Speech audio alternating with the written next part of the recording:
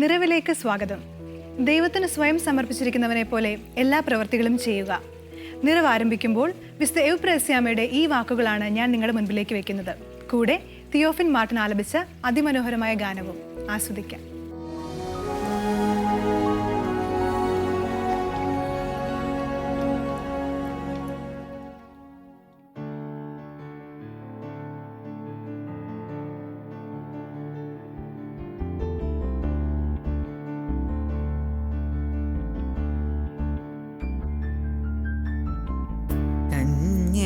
സുതനേ ദേവകുമാര മന്നിൻ രക്ഷകനേ, വിണ്ണിൽ നിന്നിഹ വന്നു പിറന്ന ഉന്നതനീശജനേ, പരമോന്നതനീശജനേ,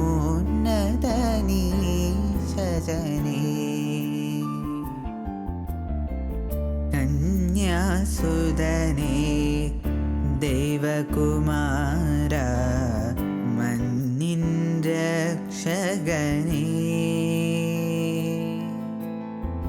വിണ്ണിൽ നിന്നിഹ വന്നു പിറന്ന ഉന്നതനീശജനേ, പരമോന്നതനീശജനേ.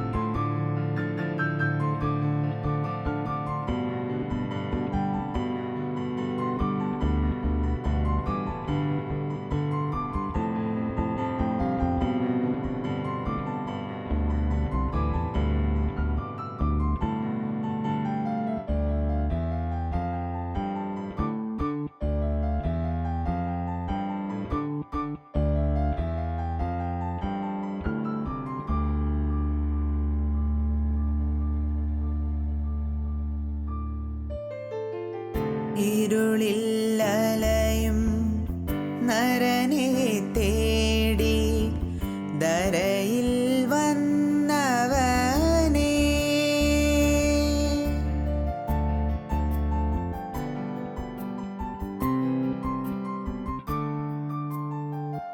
ഇരുളിൽ അലയും നരനെ തേടി ധരയിൽ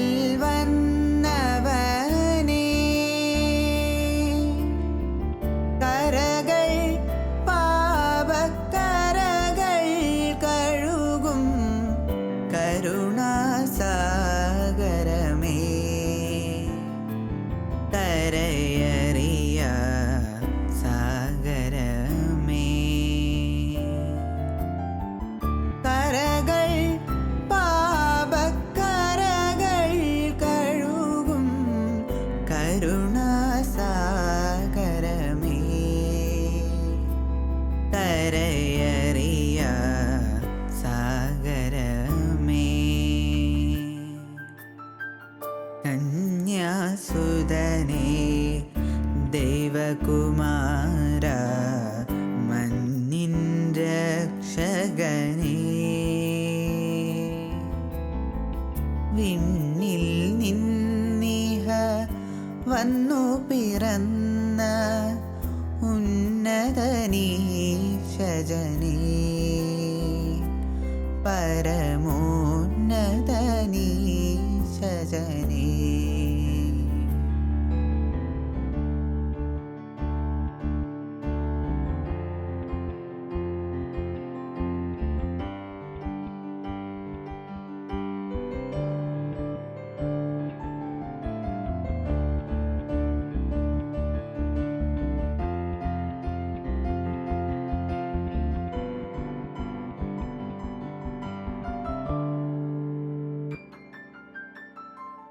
തകരും മനസ്സിൽ കഥനം തിങ്ങി കരയും മാനവരിൽ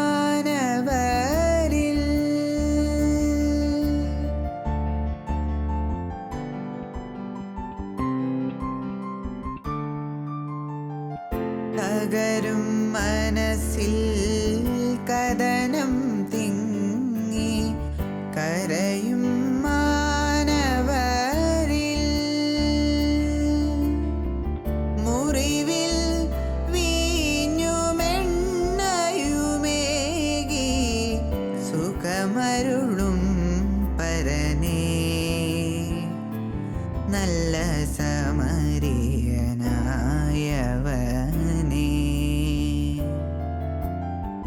മുറിവിൽ വീഞ്ഞുമെണ്ണയുമേകി സുഖമരുളും പരനേ നല്ല സമരിയനായവനേ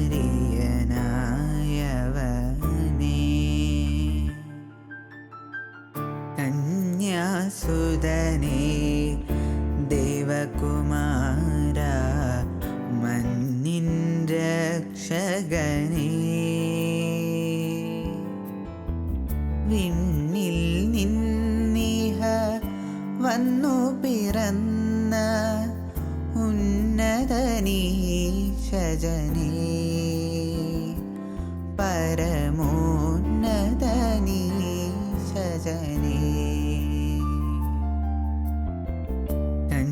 കന്യാസുതനേ ദേവകുമാര മന്നിൻ രക്ഷകനേ വിണ്ണിൽ നിന്നിഹ വന്നു പിറന്ന ഉന്നതനീശജനേ പരമോന്നതനീശജനേ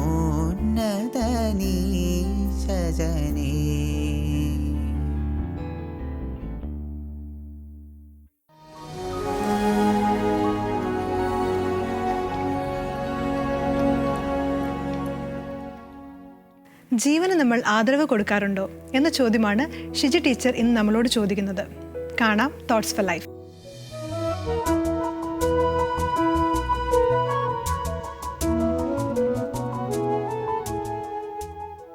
നമസ്കാരം. നമ്മുടെ ജീവനെയും അപരൻ്റെ ജീവനെയും നമ്മുടെ ജീവിതത്തെയും അപരൻ്റെ ജീവിതത്തെയും നാം എത്രയോ വില കുറച്ചാണ് കാണുന്നത്. പലപ്പോഴും ഇതെല്ലാവർക്കും ലഭിക്കുന്നതല്ലേ, അത്രയൊക്കെയല്ലേ ഇതിന് വിലയുള്ളൂ എന്ന മട്ടിലാണ് നാം നമ്മുടെ ജീവിതത്തെ കണക്കാക്കുന്നതെന്ന് തോന്നിപ്പോകുന്ന ചില സന്ദർഭങ്ങൾ നിത്യജീവിതത്തിൽ ഉണ്ടാകാറില്ലേ? അപ്പോൾ പിന്നെ ഈ അടുത്ത കാലത്ത് മനസ്സിനെ ഏറെ സ്പർശിച്ച ഒരു സംഭവം വിവരിക്കാമെന്ന് തോന്നുന്നു. കാഴ്ചശക്തിയില്ലാത്ത തൻ്റെ അമ്മയുടെ കൈ പിടിച്ച് തിരക്കേറിയ ഒരു റെയിൽവേ പ്ലാറ്റ്ഫോമിലൂടെ നടക്കുകയാണ് 6 വയസ്സുകാരനായ ഒരു കുട്ടി. അങ്ങനെ നടക്കുന്നത് വഴിയിൽ അവൻ അബദ്ധത്തിൽ താഴെയുള്ള പാളത്തിലേക്ക് വീണുപോയി. അത്രയും നേരം തൻ്റെ ചാരത്തുണ്ടായിരുന്ന കുഞ്ഞ് എവിടെ എന്നറിയാതെ അന്ധയായ ആ അമ്മ നിലവിളിക്കുകയാണ്.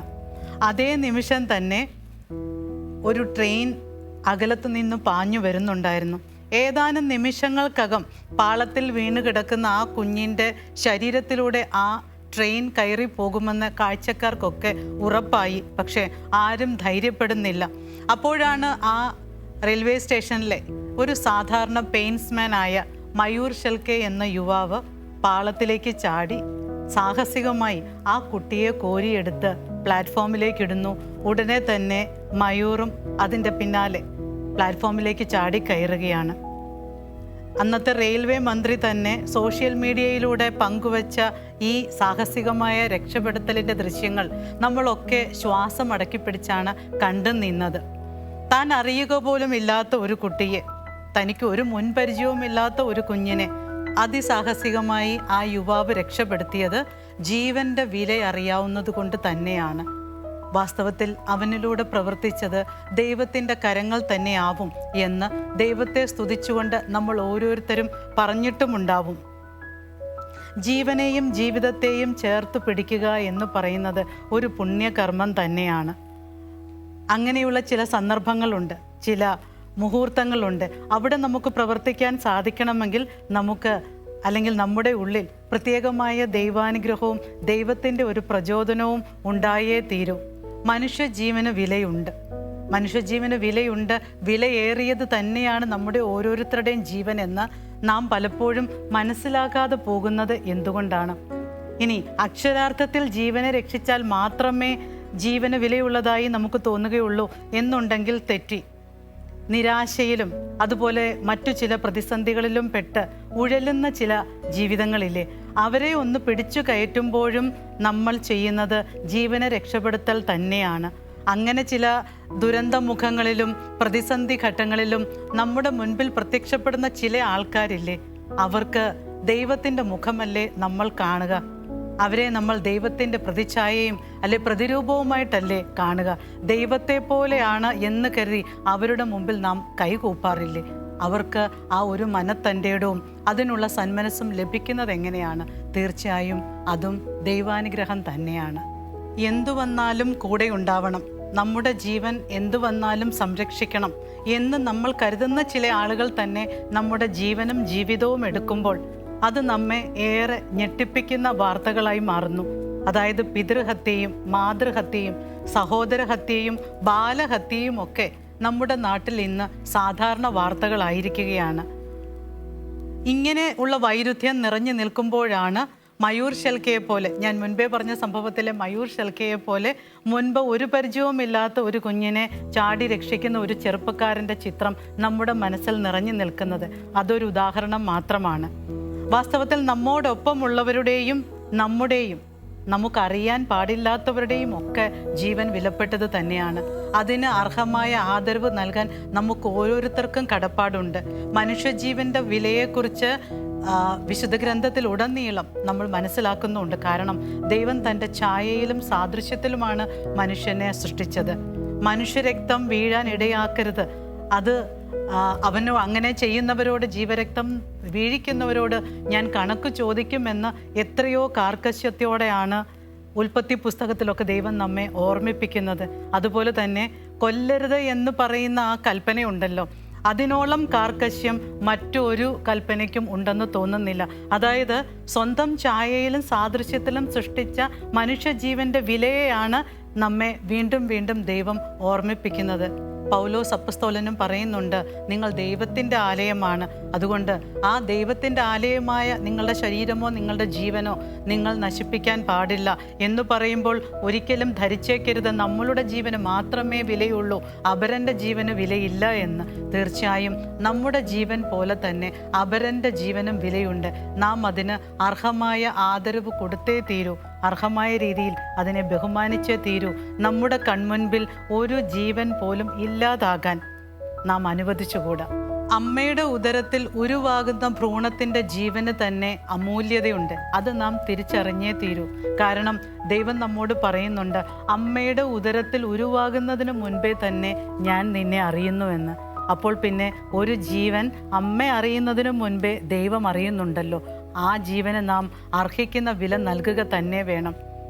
ഒരിക്കലും തെറ്റിദ്ധരിക്കരുത്, ഭ്രൂണാവസ്ഥയിൽ മനുഷ്യജീവന് വിലയില്ല, അത് പുറത്തു വന്നാൽ മാത്രമേ വിലയുള്ളൂ എന്ന്. അത് തെറ്റ് തന്നെയാണ്, വലിയൊരു തെറ്റ് തന്നെ. അത്തരം ചില തെറ്റായ പ്രചരണങ്ങൾ ദൃശ്യമാധ്യമങ്ങളിലൂടെയൊക്കെ നാം ഇന്ന് കേൾക്കുന്നുണ്ട്, കാണുന്നുണ്ട്. അതായത് അമ്മയുടെ ജീവിതം പച്ചപിടിക്കാൻ വേണ്ടി അല്ലെങ്കിൽ സ്വപ്നങ്ങൾ സാക്ഷാത്കരിക്കാൻ വേണ്ടിയൊക്കെ ഉദരത്തിലുള്ള ഭ്രൂണത്തെ ഇല്ലാതാക്കി കളയുന്നതിൽ തെറ്റില്ല എന്ന മട്ടിലുള്ള ചില സംസ്കാരം ഉടലെടുക്കുന്നതായി നാം കാണുന്നുണ്ട്. അപകടകരമായ ഈ സംസ്കാരത്തെ അല്ലെങ്കിൽ അപകടകരമായ ഈ പ്രചാരണങ്ങളെ നാം എതിർക്കുക തന്നെ വേണം. കാരണം ഭ്രൂണത്തിൻ്റെ ജീവനും വിലയുണ്ട്, അതും അമൂല്യം തന്നെയാണ്. ചുരുക്കം ചില സന്ദർഭങ്ങളിലെങ്കിലും നമ്മുടെ മുൻപിൽ അപകടത്തിൽപ്പെടുന്ന ജീവനുകളെ അല്ലെങ്കിൽ നിരാശയിൽ ആണ്ടുകിടക്കുന്ന ചില ജീവിതങ്ങളെ കൈപിടിച്ചു കയറ്റാനുള്ള സന്ദർഭങ്ങളെയൊക്കെ നാം കണ്ടില്ലെന്ന് നടിക്കാറില്ലേ? കണ്ടില്ലെന്ന് നടിക്കുന്നതിന് പിന്നിൽ ധാരാളം കാരണങ്ങൾ കാണും. ഒരുപക്ഷെ അങ്ങനെ നമ്മൾ ചില ജീവിതങ്ങളെ കരകയറ്റാൻ പോയാൽ അല്ലെങ്കിൽ ചില ജീവനുകളെ രക്ഷിക്കാൻ പോയാൽ നമ്മുടെ സമയം, നമ്മുടെ അധ്വാനം അല്ലെങ്കിൽ നമ്മുടെ സാമ്പത്തികമൊക്കെ അതിനുവേണ്ടി ചെലവഴിക്കേണ്ടി വരുമോ എന്ന ചിന്തയാണ് അതിൻ്റെ പിന്നിൽ. ആൽബർട്ട് കമ്യൂവിൻ്റെ പ്രശസ്തമായ ഒരു കഥയുണ്ട്. ദ ഫൂൾ എന്നാണ് കഥയുടെ പേര്. അതായത് ആംസ്റ്റർഡാമിലെ തെരുവിലൂടെ ഏതാണ്ട് അർദ്ധരാത്രിയോടടുത്ത സമയത്ത് ഒരു കഥാപാത്രം നടന്നു പോവുകയാണ്. അയാൾ ഒരു വക്കീലാണ്. അങ്ങനെ അയാൾ ഈ വിജനമായ വീഥിയിലൂടെ നടന്നു പോകുമ്പോൾ ദൂരെ നിന്നും ഒരു നിലവിളി കേൾക്കുന്നു. ഒരു സ്ത്രീയുടെ നിലവിളിയാണ്. അതിൻ്റെ അടുത്ത് തന്നെ, ആ റോഡിൻ്റെ അപ്പുറത്ത് തന്നെ ഒരു കനാലുണ്ട്. നമ്മുടെ ഈ വക്കീലായ കഥാപാത്രത്തിന് മനസ്സിലായി, ആരോ ഒരു സ്ത്രീയെ അപായപ്പെടുത്തി കനാലിൽ തള്ളാൻ ശ്രമിക്കുകയാവാം. അതുമല്ലെങ്കിൽ അവർ അറിയാതെ കനാലിലേക്ക് വീണു പോയതാവാനും മതി. എന്ത് തന്നെ ആയാലും അപകടം മുന്നിലുണ്ട്. അപ്പോൾ ആരുടെയെങ്കിലും സഹായത്തിന് വേണ്ടിയിട്ടാണ് അവർ നിലവിളിക്കുന്നത്. ഈ അഡ്വക്കേറ്റായ കഥാപാത്രം വീണ്ടും വീണ്ടും മനസ്സിൽ ചിന്തിക്കുകയാണ്, ഞാനിപ്പോൾ അങ്ങോട്ട് പോകണമോ? പോയാൽ അതിൻ്റെതായ പ്രത്യാഘാതങ്ങൾ ഉണ്ടാവില്ലേ?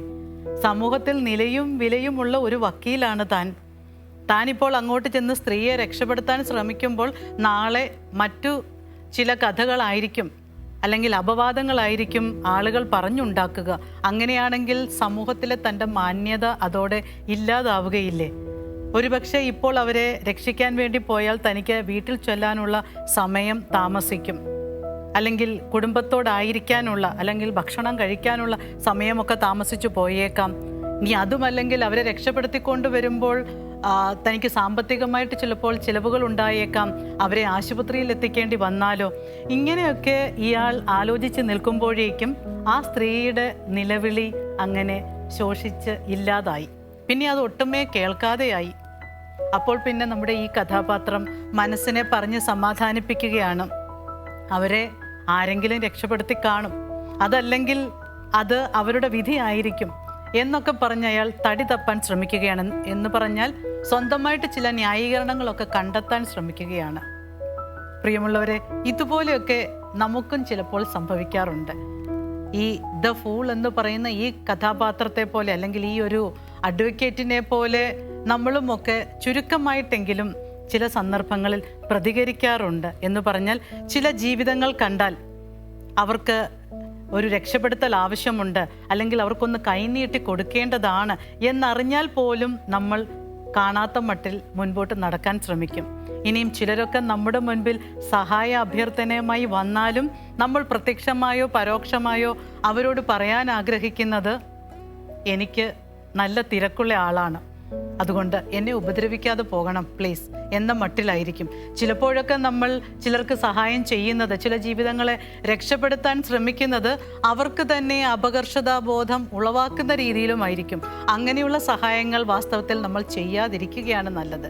അങ്ങനെ ചെയ്താൽ ഒരുപക്ഷെ നമ്മൾ ഈ ആൽബർട്ട് കമ്യൂവിൻ്റെ കഥയിലെ വക്കീലെന്ന് പറയുന്ന ആ അധമനായ കഥാപാത്രത്തേക്കാൾ നീചരായി പോയേക്കാം. ആപത്തിൽപ്പെട്ടവരെ കരകയറ്റാനും അകറ്റി നിർത്തപ്പെട്ടവരെ ചേർത്ത് പിടിക്കാനുമൊക്കെ നമുക്ക് സാധിക്കണമെങ്കിൽ നമ്മുടെ ഉള്ളിൽ സഹാനുഭൂതിയുടെയും ദീന അനുകമ്പയുടെയുമായ സ്ഫുലിംഗങ്ങൾ തീർച്ചയായും വേണം.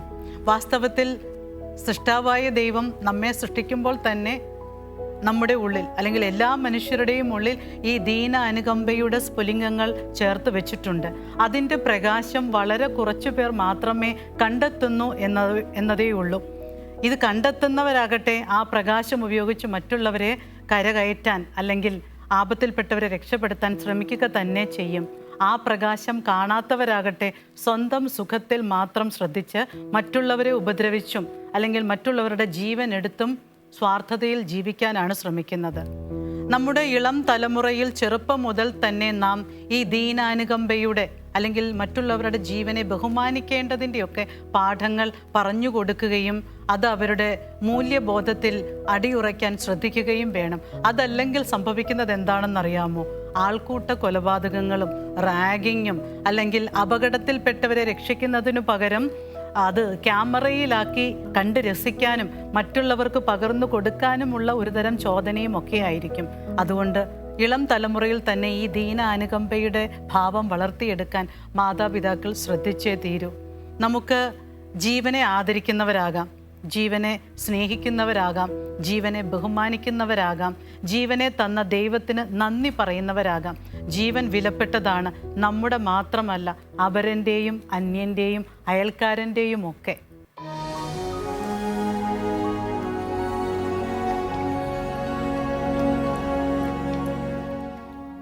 പതിവ് പോലെ നിഷ ചേച്ചി പുതിയൊരു വീഡിയോയുമായി എത്തിയിട്ടുണ്ട് പോസിറ്റീവ് വൈബ്സിൽ.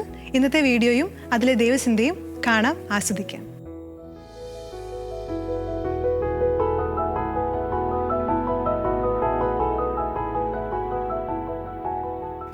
പോസിറ്റീവ് വൈബ്സിലേക്ക് സ്വാഗതം. മാതൃദിനത്തിൽ തങ്ങളുടെ അമ്മമാരിൽ നിന്ന് പകർന്നു കിട്ടിയ അറിവുകളും വിദ്യകളുമൊക്കെ സഹപാഠികളുമായി പങ്കുവെക്കുകയാണ് ഒരു ക്ലാസ്സിലെ കുട്ടികൾ. നമുക്ക് ആ വീഡിയോയിലേക്ക് ഒന്ന് പോകാം. Best of luck Sneha. सपना तो सब कम ऑन स्नेहा, डर मत, तू बेस्ट है, तू कर सकती है. Come on.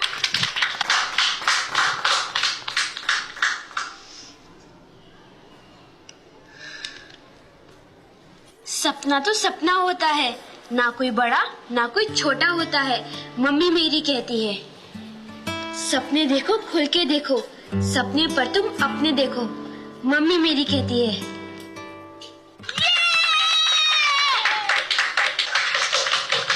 करण, आपकी बारी. Come on, Karan, all the best.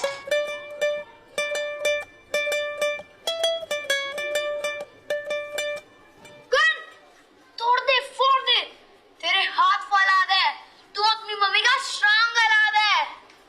Ayush, sit down.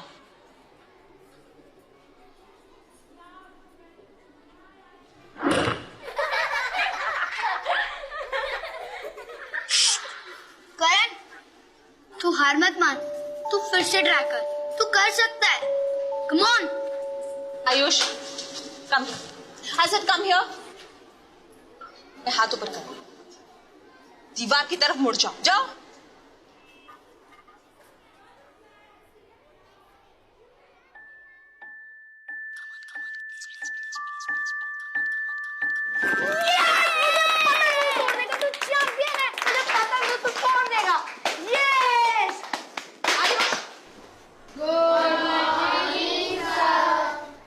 Ayush, तालियां बहुत हो गई. आपने अपनी मम्मी से क्या सीखा है, बताइए. सर, भरोसा करना. मम्मी कहती है कि अगर कोई भी अपना हौसला खो देता है तो उसका भरोसा बनना चाहिए. हौसला डबल हो जाता है.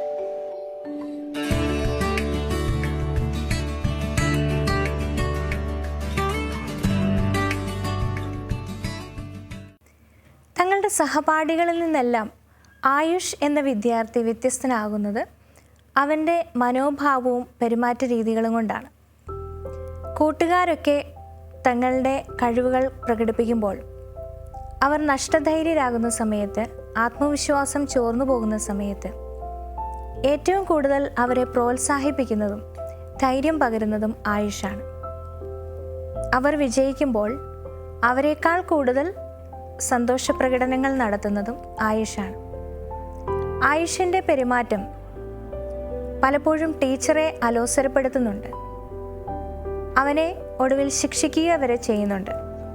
ഈ സമയത്ത് ക്ലാസ്സിലേക്ക് കടന്നു വരുന്ന പ്രിൻസിപ്പൽ ആയുഷിനോട് ചോദിക്കുന്നു, ആയുഷ് അവൻ്റെ അമ്മയിൽ നിന്നും പഠിച്ച പാഠമെന്താണ്? നഷ്ടധൈര്യരാകുന്ന വ്യക്തികളിൽ നമ്മൾ വിശ്വസിക്കുകയും അവരെ പ്രോത്സാഹിപ്പിക്കുകയും ചെയ്താൽ അവരുടെ ധൈര്യം ഇരട്ടിയാകും എന്ന പാഠമാണ് അമ്മ നൽകിയത് എന്നാണ് ആയുഷിൻ്റെ മറുപടി. സ്വന്തം കഴിവുകൾ വികസിപ്പിക്കാനും സ്വയം വളരാനും ഉയരങ്ങളിലെത്താനും ഒക്കെ അമ്മമാർ മക്കളെ പരിശീലിപ്പിക്കാറുണ്ട്. എന്നാൽ കൂടെയുള്ളവർ നഷ്ടധൈര്യരാകുമ്പോൾ അവരിൽ വിശ്വസിക്കാനും അവരുടെ ധൈര്യത്തെ ഇരട്ടിയാക്കാനും ആത്മവിശ്വാസം വർദ്ധിപ്പിക്കാനും എന്ത് ചെയ്യണം എന്ന് സ്വന്തം മകനെ പഠിപ്പിച്ച ആയുഷിൻ്റെ അമ്മയാണ് ഇവിടെ ഹീറോ. നമ്മുടെ കൂടെയുള്ളവർ നഷ്ടധൈര്യരാകുമ്പോഴും അവരുടെ ആത്മവിശ്വാസം ചോർന്നു പോകുമ്പോഴും അവർക്ക് അവരിൽ തന്നെ വിശ്വസിക്കാൻ ആകാതിരിക്കുമ്പോഴും നമുക്ക് അവരിൽ വിശ്വസിക്കാൻ കഴിയും. മറ്റുള്ളവർക്ക് അവരിലുള്ള വിശ്വാസം അവരുടെ ആത്മധൈര്യത്തെ വളർത്തുകയും വിശ്വാസത്തെ വർദ്ധിപ്പിക്കുകയും ചെയ്യും. അവരുടെ കഴിവുകളെ പുറത്തു കൊണ്ടുവരാനും അവർക്ക് അവരായി തീരാനും അത് സഹായിക്കും.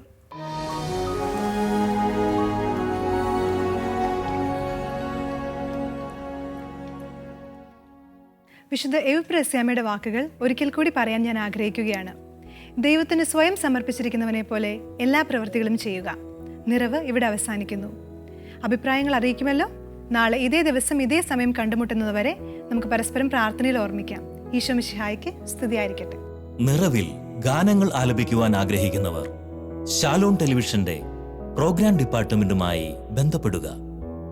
ഫോൺ 9605818881. കന്യാസുതനേ ദേവകുമാര മന്നിൻ രക്ഷകനേ, വിണ്ണിൽ നിന്നിഹ വന്നു പിറന്ന ഉന്നതനീശജനേ, പരമോന്നതനീശജനേ, കന്യാസുതനേ ദേവകുമാര മന്നിൻ രക്ഷകനേ.